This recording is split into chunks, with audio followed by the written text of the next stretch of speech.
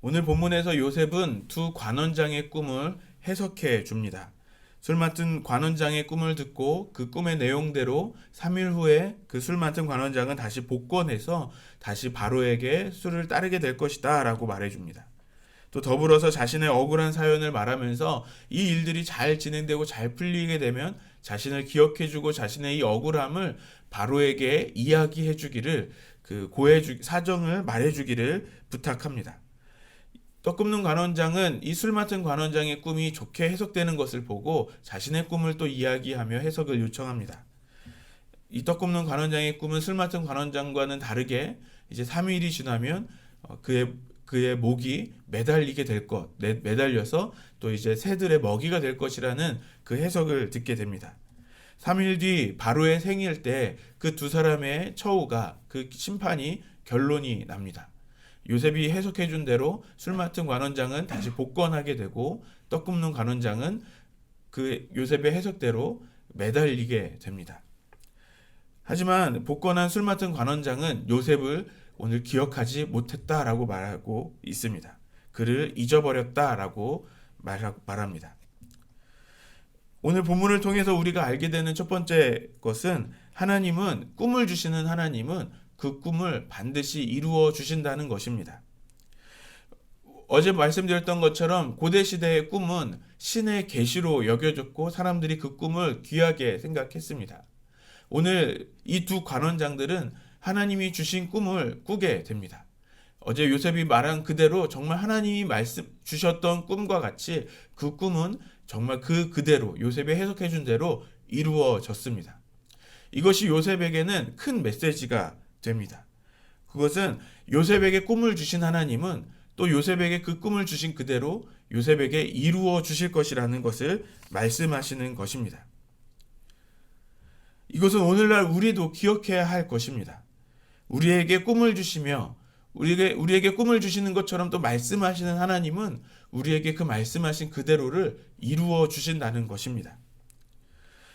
우리도 요셉과 같이 이 꿈이 하나님으로부터 온 것을 알아야 합니다. 우리에게 주시는 그 말씀들이 하나님으로부터 온다는 것을 알아들을 수 있어야 하는 것입니다. 우리가 그때 하나님께서 그 말씀하심을 이루시는 하나님의 역사를 보게 되는 것입니다. 우리가 계속해서 살펴볼 모습은 요셉은 그 모든 상황 가운데 그냥 조용하게 따라가는, 그냥 순응하는 사람이 아니었다라는 것입니다. 14절과 15절 말씀을 같이 읽겠습니다. 시작. 당신이 잘 되시거든 나를 생각하고 내게 은혜를 베풀어서 내 사정을 바로에게 아뢰어 이 집에서 나를 건져 주소서. 나는 히브리 땅에서 끌려온 자요 여기서도 옥에 갇힐 일은 행하지 아니하였나이다. 술 맡은 관원장의 꿈을 해석해 준 요셉은 술 맡은 관원장은 다시 복권하게 될 것을 알았습니다. 믿게 된 것입니다. 그래서 그에게 요청한 것입니다. 만약에 이 모든 일들이 잘 되면, 당신이 정말 복권되면 나를 건져주십시오. 나를 이 감옥에서 풀어줄 수 있도록 도와주십시오. 라고 이야기한 것입니다. 그 말은 이 요셉은 자신이 지금까지 온 상황 가운데 단순히 아무 말 없이 조용히 따르기만 했다라는 것을 보여주지 않는 것처럼 보입니다. 우리가 그동안 요셉을 묵상했을 때 요셉은 어떤 반항이나 저항을 하는 그런 모습을 조금도 우리는 보지 못했습니다.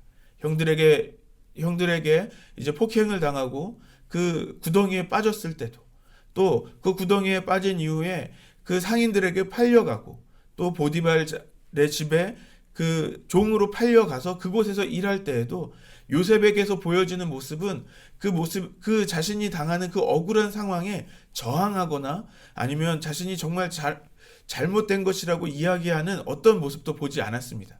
그렇기 때문에 우리가 요셉을 생각할 때 그냥 조용하게 잘 따르는 사람, 모든 것이 하나님의 뜻이겠거니 하는 그렇게 따르는 사람처럼 생각했었습니다.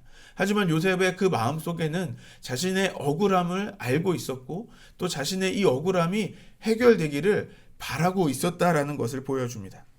요셉은 자신이 이 감옥에서 평생 있을 것을 생각하지 않고 이 감옥에서 다시 나가게 될 것을 소망하고 있었다는 것을 보여줍니다. 하나님과 동행하는 것은 절망과 같은 현실에 단순하게 순응하면서 사는 것이 아닙니다. 요셉처럼 소망을 품고 그 소망을 가지고 살아가는 것입니다. 절망과 같은 상황이 아무리 우리에게 있을지라도 그 소망을 포기하지 않고 살아가는 것, 하나님의 약속을 믿고 하나님의 그 인도하심을 따르며 살아가는 것임을 보여줍니다. 오늘 본문의 마지막 절에 기막히게 꿈을 해석한 이 요셉의 모습이 완전히 잊혀진다는 것을 보여줍니다. 23절 말씀을 같이 읽겠습니다. 시작. 술 맡은 관원장이 요셉을 기억하지 못하고 그를 잊었더라. 술 맡은 관원장은 요셉의 꿈의 해석대로 다시 전직으로 회복되었습니다. 그리고 그렇게 또 시간이 흘러갑니다. 오늘 말씀에서 이 관원장은, 술 관원장은 요셉을 기억하지 못했다고 말합니다. 아예 잊어버립니다. 이 감옥 안에 있었던 요셉은 하루하루 이 술 맡은 관원장을 기다렸을지도 모르겠습니다. 요셉이 정말 이 술 맡은 관원장을 의지했다면 하루하루 이 술 맡은 관원장이 언제 올까를 기다렸을 것 같습니다. 또 술 맡은 관원장이 오지 않는다면 이미 술 맡은 관원장이 바로에게 말했을 것이라고도 생각하면서 하루하루 바로가 이제 이 감옥 안에 있는 억울한 사람을 꺼내라 라는 명령을 또 기다렸을 것 같습니다. 하지만 아무런 변화가 없습니다.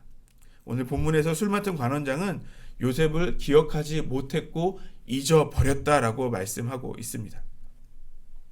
요셉이 하나님이 아닌 술 맡은 관원장을 의지했다라면 요셉은 굉장히 그 하루하루를 쉽지 않게 살았을 것 같습니다.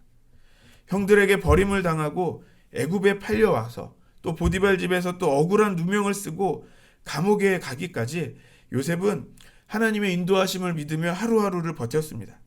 그런데 요셉이 그런 가운데 술 맡은 관원장이 회복될 것을 생각하면서 그 사람을 의지하기 시작했다면 요셉은 그 감옥에 있는 시간이 더욱더 괴로웠을 것입니다. 하나님의 인도하심이 아닌 사람의 도움을 기다렸다면 요셉은 더 괴로운 시간을 보냈을 것입니다. 내일 말씀에서도 보겠지만 그 시간이 만 2년이란 시간이 지납니다. 만약에 그 2년이란 시간은 점점 더 괴로운 시간일 수밖에 없는 것입니다.